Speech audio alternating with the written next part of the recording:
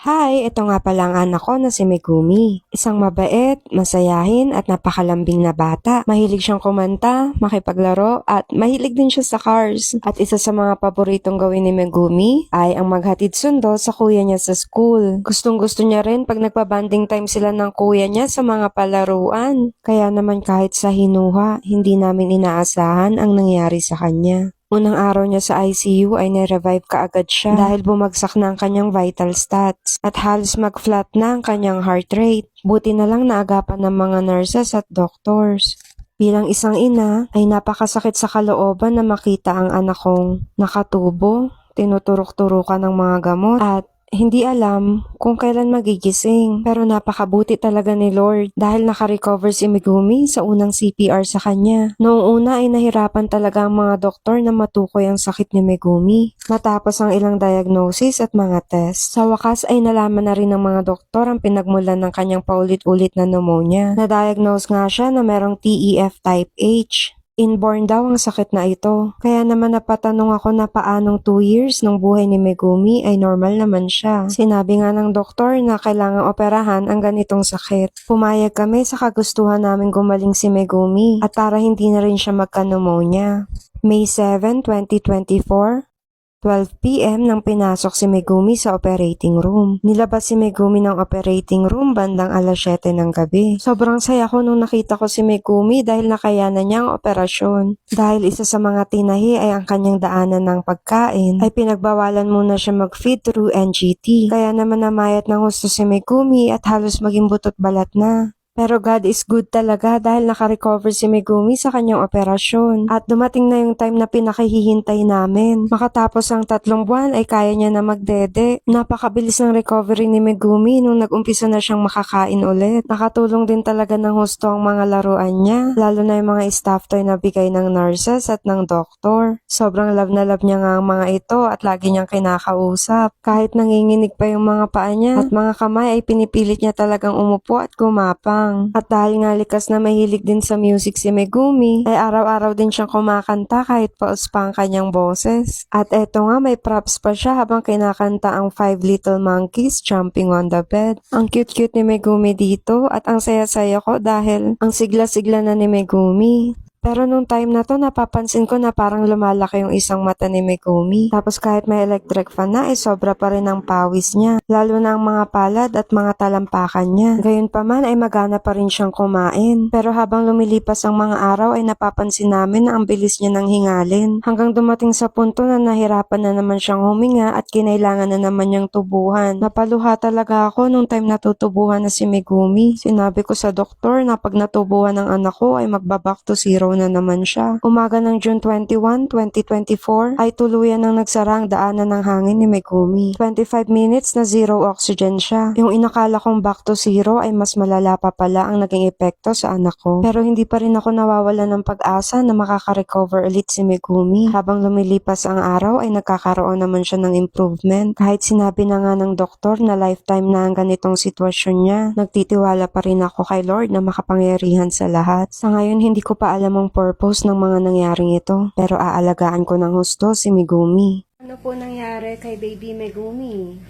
Bali si Baby Megumi po nag-umpisa lang yung sakit niya sa simpleng lagnat and then wala siyang ganong kumain tapos medyo pale yung kanyang skin. Kaya pina-admit namin siya sa hospital. And then ang unang diagnosis sa kanya ay bilateral pneumonia at saka severe anemia. Then, after 10 days, nung January, lumabas na din siya sa hospital. And then, naka-recover pa siya noon ng mga 1 buwan. After 1 month ng first hospitalization niya, balik na naman siya sa hospital. Dahil nga, hirap siyang huminga. So, yung O2 sat niya, umaabot na ng 60 plus, mga 5 to 68, ganyan nakababa. Noong February, na-admit na naman siya and then ang diagnosis naman sa kanya noon ay bilateral pneumonia pa rin and then pulmonary hypertension. Tapos, sa pagkakatanda ko po, February 28 siya lumabas hospital no pangalawa niya. And then, bumalik na naman po kami ng March 12. Yun na po yung na-ICU na siya. And then, natubuhan po siya. Tapos yung pinakaunang araw niya po dun sa ICU, makakalimutan yon dahil yun yung pinakaunang revive sa kanya. And halos mag-flat na yung kanyang heart rate nung time na yon. And then naka-recover naman siya dun sa unang revive. Tapos, nung nag-start na sila mag-feed, na-observe namin na yung pinapainom sa kanyang gatas at yung mga gamot na nilalagay sa NGT niya ay lumalabas dun sa kanyang ET tube. And then, doon na po siya na-diagnose na may tracheoesophageal fistula and then type H po yung sa kanya.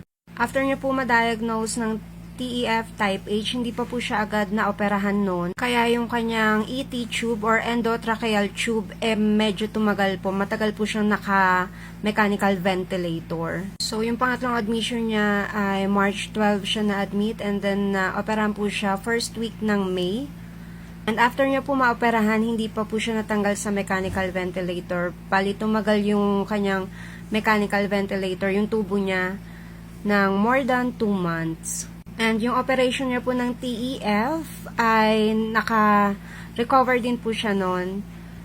And also na after siguro more than 2 months and 1 week, mga ganyan po, sa tansya ko ay na-extubate din po, natanggal din po ang kanyang tubo.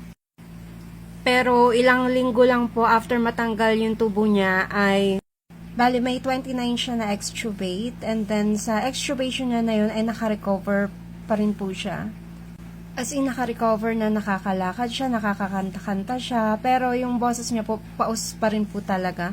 So, nagtaka yung mga doktor kasi 3 weeks na, paus pa rin yung boses niya. And then, yung last day niya na wala siyang tubo, ayun na yung nagagasp na siya ng air, parang naghahanap na talaga siya ng hangin, and hirap na talaga siyang huminga. Kaya nung June 20, nag-decide ulit yung mga doctors na tubuhan ulit siya.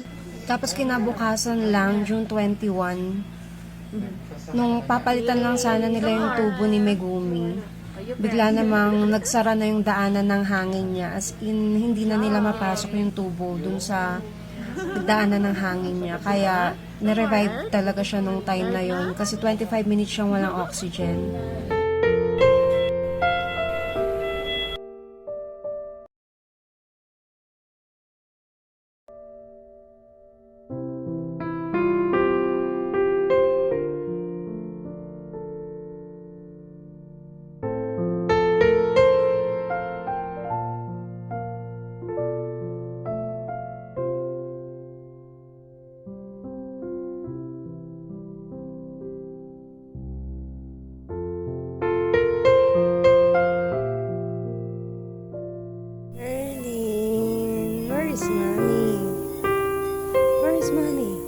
Mommy's here.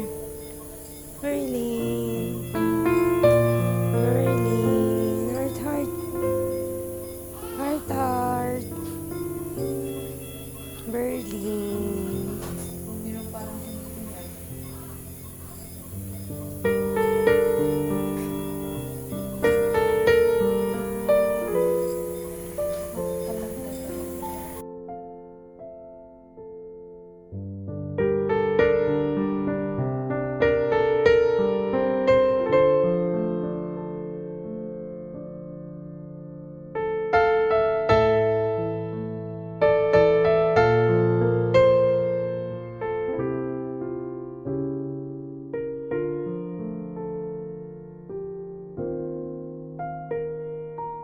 We're going home.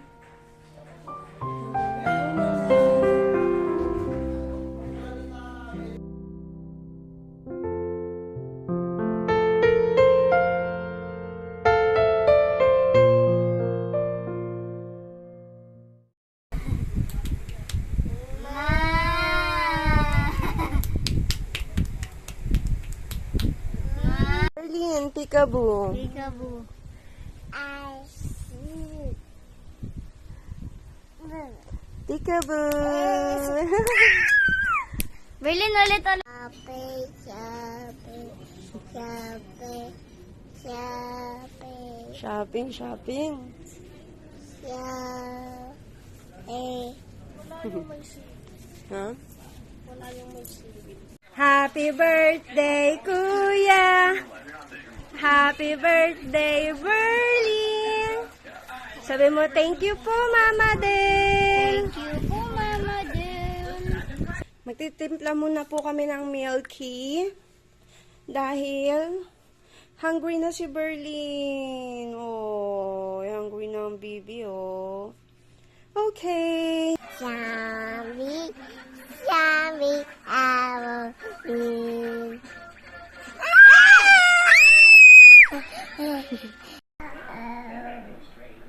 What is that? Ouch! Ouchie!